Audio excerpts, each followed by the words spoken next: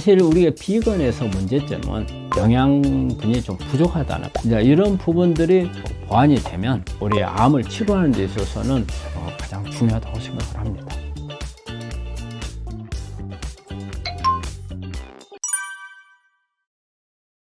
세미 베지테리안이라는 것은 사실은 이제 우리 비건하고 반대되는 이야기거든요. 이제 비건이라 하면은 완전 채식이잖아요. 사실 비건하고 베지테리안으로 가장 경계선의 차이점은 비건은 완전 채식이고 베지테리안은 달걀을 먹느냐 안 먹느냐에 따라서 비건하고 베지테리안이 나오는 거거든요. 달걀까지 안 먹으면 비건, 달걀이라도 먹으면 이제 베지테리안이 되는데, 사실 우리가 비건에서 문제점은 약간 영양분이 좀 부족하다는 그런 부분이 있어요. 그리고 한쪽에는 약간 편중되어 있는, 특히 단백질 문제가 나와요. 단백질 문제에서 사람은 동물이잖아요.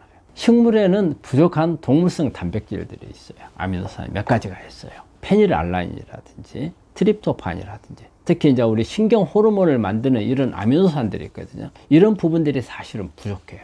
되게 세미 베지테리안이라고 하는 사람들은 일반적인 식사를 채식으로 하면서 여기에다가 달걀이나 생선 종류를 가미를 해서 부족한 부분을 보충하는 것을 세미 베지테리안이라고 하거든요. 장점은 비건에서 부족한 부분들, 특히 칼로리 부족한 부분들을 조금 더 채울 수가 있고, 그 중에서도 단백질, 특히 우리 이제 사람인데 우리가 채식을 많이 하는 사람들 보면 좀 날카로운 부분이 있어요.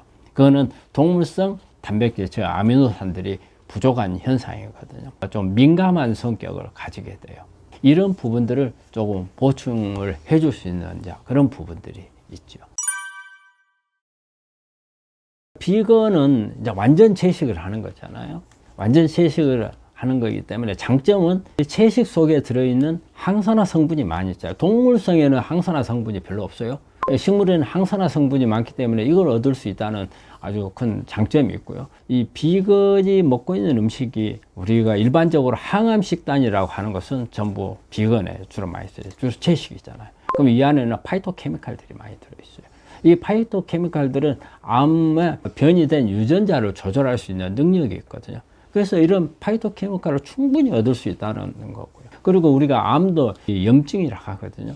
이 염증성 질환 중에 암이 하나예요. 그런데 이런 채식들이 우리 염증을 줄여줄 수 있는 그런 효과를 많이 가지고 있죠. 소화 문제라든지 장 기능을 좋게 만들어주는 것도, 비건이 먹고 있는 이런 채식 음식 속에는 식이섬유가 많이 들어있잖아요. 이 식이섬유는 우리 장내 미생물의 유익균들의 밥이거든요.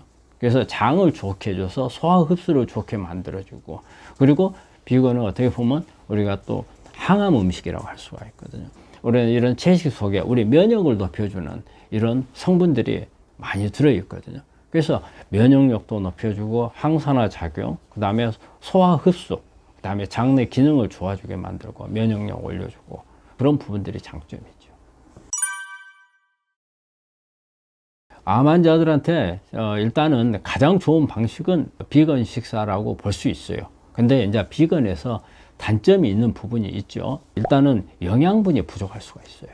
영양분이 채식만 하다 보니까 영양분이 부족할 수 있는 부분을 어떻게 좀 커버를 할 건지, 동물성 아미노산 이 부분을 어떻게 좀 보완을 할 건지, 또 채식만 하다 보면 소화에서 우리가 비건은 소화를 좋게도 할 수가 있지만은 또 소화를 방해할 수도 있어요. 그건 바로 식이섬유가 너무 많았을 경우에 그래요. 식이섬유가 너무 많으면 소화가 잘 안 되는, 안에 가스 같은 게 많이 만들어지는 이런 문제가 있거든요. 그런 부분들에 대한 문제를 어떻게 이제 보완을 할 건지, 이제 이런 부분들이 보완이 되면 비건이 우리 암을 치료하는 데 있어서는 가장 중요하다고 생각을 합니다. 우리 일반적으로 우리 암 환자분들한테 채식을 많이 하라고 권유하죠. 그렇지만 무조건 채식만 하라고 권유하는 건 아니거든요. 저 같은 경우도 우리 환자들한테 어떤 생선류를 일주일에 두세 번 정도 먹는 것을 권하거든요.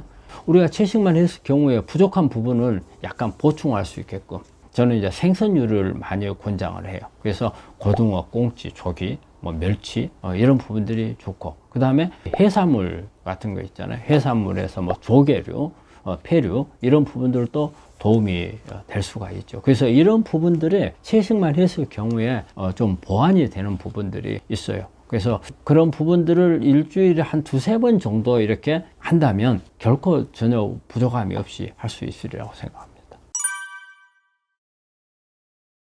그럴 수도 있어요.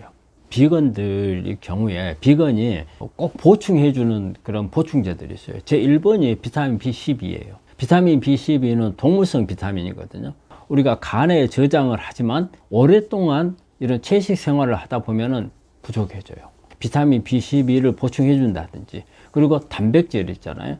신경 호르몬을 만드는 이런 페닐알라닌이라든지 트립토판이라든지 이런 그 아미노산을 좀 보충을 해주는 이런 부분들이 도움이 될 수가 있죠.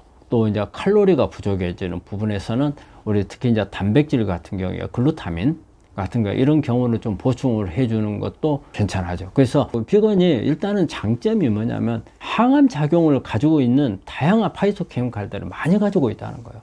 그게 가장 큰 장점이에요. 또 하나는 장을 좋게 해줄 수 있다는 그런 장점인데 부족한 부분이 이런 부분이 생긴다는 거죠. 칼로리 부분. 그 다음에 이제 동물성으로 꼭 필요한 부분. 우리 사람은 동물이니까 동물성이 필요한 부분. 이런 부분들은 이렇게 보충제를 좀 사용해 주는 게 나쁘지는 않습니다.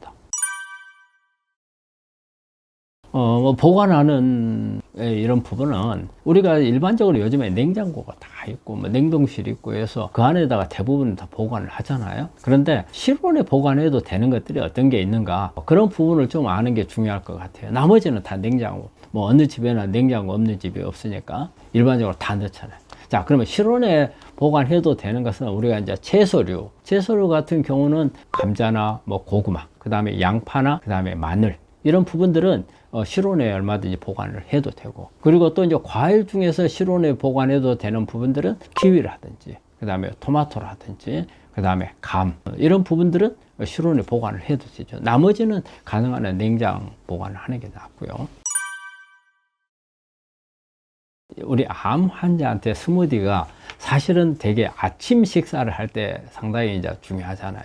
아침에 일어나면은 몸도 가뿐하지는 못하고, 그렇지만 아침이 상당히 우리 환자한테 중요하거든요. 우리가 식사 중에서 아침을 잘 먹으라고 하거든요. 근데 아침에 일어나면 우리 환자분들이 아침은 대충 먹으려고 해요. 자, 그러면은 그것을 다 대충 먹어야 되는 부분, 그 다음에 아직 몸이 가뿐하지 못한 상태에서 먹어야 돼. 이런 부분들을 만족시키는 게 어떻게 보면 스무디라고 생각을 하거든요. 스무디라고 하는 것은 과일이나 야채에다가 우유 같은 걸 넣고, 그 다음에 얼음을 넣어서 아주 부드럽게 해서 먹는 걸 이제 말하죠. 제가 알고 있는 몇 가지 이런 종류를 보면은 그린 에너지 스무디, 그 다음에 뭐 초코, 뭐 바나나, 뭐 슈퍼푸드 스무디라는 것도 있고, 또 과일들을 가지고 만든 트로피컬 슈퍼푸드 뭐 스무디, 여기에는 보면 뭐 망고, 뭐 파인애플, 뭐 바나나, 이런 부분들을 주로 많이 넣어 가지고서 만드는 것도 있고, 그 다음에 단백질만 강화를 시켜가지고 하는 단백질 강화 스무디도